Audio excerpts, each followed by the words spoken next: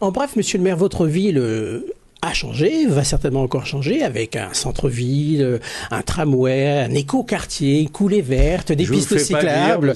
Bon, tout ça, on a déjà parlé, mais bon, ça sent bourgeoise un petit peu. La ville va être une ville pour bobos? Pas du tout, monsieur Absi. Mais en même temps, les prix, la qualité des prix du terrain vont augmenter. Laissez-moi vous dire d'abord qu'il est normal qu'on ait l'ambition d'améliorer cette ville, sa qualité d'habitat, la qualité de vie, d'abord pour les jeunes villois. Et puis après, si on a un certain nombre de personnes qui travaillent à Gennevilliers, qui sont salariés à Gennevilliers, qui voient l'évolution de cette ville et qui décident de venir s'y installer, très bien. Oui, et donc le prix du mètre carré va augmenter, et ça ne va pas être pour tous les jeunes villois. Le prix du mètre carré...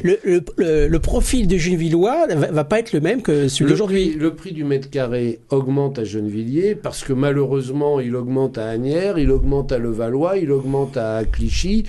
Et les gens des communes voisines, en venant acheter à Gennevilliers, contribuent à faire augmenter les prix. C'est le marché. Les familles les plus modestes vont partir un peu plus loin. Absolument pas, parce que vous savez très bien que, par exemple, quand on construit notre écoquartier, on construit 50% de logements sociaux, 50% de logements en accession à la propriété. Actuellement, quel est le pourcentage?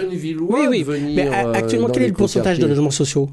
Aujourd'hui, on est à 63-64%. D'ailleurs, donc, au fur et à mesure, ça va baisser. Au fur et à mesure, ça va baisser. Non, pas du tout. Mathématiquement, si chaque construction... L'idée n'est pas de baisser le nombre de logements sociaux, mais qu'on ait bien des logements sociaux dans tous les quartiers. Qu'il n'y ait pas de quartier spécialisé, plus populaire ou moins populaire à Gennevilliers. C'est pour cette raison que dans l'écoquartier, on construit 50% de logements sociaux et que dans le projet de restructuration urbaine du quartier des Agnettes, par exemple, qui est un quartier 100% HLM, on construira aussi de l'accession à la propriété.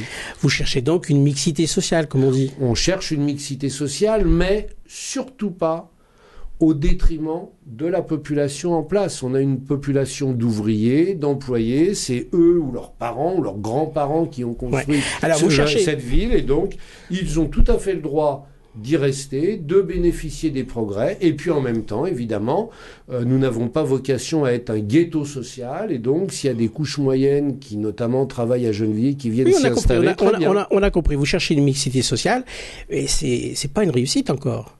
Vous n'y arrivez pas. Pourquoi vous dites ça, monsieur? Je vois dans un journal quotidien de nos confrères Le Parisien, pour les citer, que le revenu moyen à Gennevilliers est le plus bas des Hauts-de-Seine. Le pourcentage de gens imposés est le plus faible des Hauts-de-Seine. Il ne vous aura pas échappé que dans cette période où il y a des dizaines de milliards d'euros qui sont détournés, qui sont mis à l'étranger, etc., et donc où la richesse s'accroît à un pôle de notre société, malheureusement, les couches populaires continuent à trinquer, et donc la pauvreté s'accroît chez les jeunes villois. Vous m'expliquez pourquoi il y a une paupérisation. Je comprends bien, mais ma question était, votre recherche de mixité sociale, objectivement ou pas, peu importe, votre recherche, elle aboutit pas. Mais elle ne peut pas se faire au détriment des populations en place. Si, peu à peu, le revenu moyen des jeunes villois augmente, mais malheureusement, les familles populaires ont des revenus qui souvent diminuent. Moins d'un jeune villois sur deux est imposable. Oui.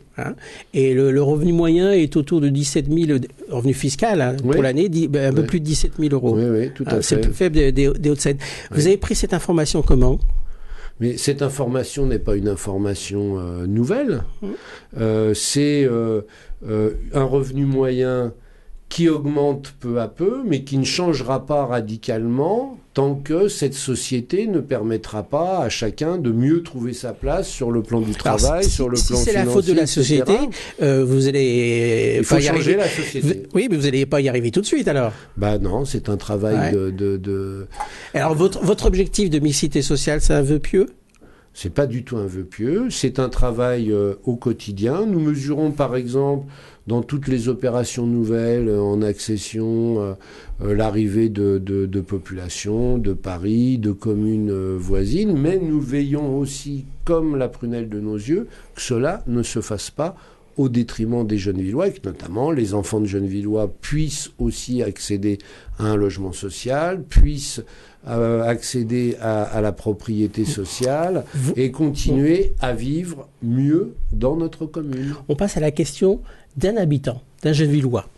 J'habite le Luth, donc je voudrais savoir quand est-ce qu'ils vont rétablir la ligne de bus qui passait dans le Luth. Ça fait au moins presque plus de 9 mois. Bah, ça s'est calmé. Là, j'ai vu qu'ils ont enlevé les abris de bus. Donc apparemment, ils veulent carrément la supprimer. Et il y a beaucoup de gens qui sont âgés et que ça arrange bien qu'ils passent par là. Il y a une maison de retraite, il y a tout. Donc ce serait important que le bus repasse. Voilà, vous avez entendu, c'est la ligne 235 qui ne passe plus à l'intérieur de la cité. Je tiens à vous dire que je suis tout à fait d'accord avec ce Gennevillois. Moi aussi, j'aimerais bien savoir quand est-ce que le bus 235 va repasser au Luth. Mais vous avez une réponse là, avec le retrait des abris des petites stations. Non, il y a quand même une indication que c'est définitif, non ? Non, pas du tout. On a l'engagement formel et de la direction de la RATP et des salariés de la RATP que le 235 repasserait dans le quartier du Luth. Ça, vous pouvez l'affirmer. Ça repassera. Ça, j'ai cet engagement. Bon, alors maintenant, quand ? La question, c'est quand ? Oui, je vous la pose. Et moi, je ne veux absolument pas brusquer les choses avec les salariés de la RATP, tout simplement parce que l'année dernière, quand ils ont repris le fonctionnement du 235, il y a eu cet incident grave avec une tentative d'incendie du bus. Ce qui explique le changement du trajet, oui. Absolument. Donc, il faut que, effectivement, on observe dans la durée ce que dit le monsieur, c'est-à-dire une situation bien meilleure, beaucoup moins de soucis avoir enlevé les petites stations dans le quartier, et peu à peu en convaincre les agents. Alors pourquoi avoir enlevé les petites stations ? Vous poserez la question à la RATP ? J'imagine que c'est dans le cadre, tout simplement, du réaménagement des routes. Il ne vous aura pas échappé qu'il y a aussi quand même toute une partie du quartier où il y a des très gros travaux de voirie, ce qui fait d'ailleurs que le bus ne pourrait pas passer Mais l'habitant avait pris ça pour un mauvais signe. Je le note et je communiquerai pour expliquer que ce n'est pas le cas. Et puis, évidemment, nous reviendrons devant notamment les conducteurs des bus pour qu'ils décident de repasser dans le quartier. La question subsidiaire maintenant, c'est simple, c'est quoi et c'est où ? Alors là... c'est pas toujours des questions faciles. C'est pas toujours des questions faciles. Non, là c'est même très difficile. Allez, un petit effort. Non, franchement, j'ai même du mal à apprécier ce que c'est comme matière. Si vous pouvez me mettre un peu sur la voie. C'est métallique et il y a un petit bas-relief. Non, franchement, non. C'était difficile. Ouais, c'est un bas-relief. Alors, c'est un bas-relief sur la cloche, sur une des cloches de l'église du village. D'accord, très bien. Mais il faudrait Ah oui, effectivement. On imagine ce bas-relief et il faudra que je me renseigne de plus près sur cette question. La cloche a sonné, on arrête là. Très bien. Et on se revoit dans 2 semaines. À très bientôt. Toujours en bref, monsieur le maire.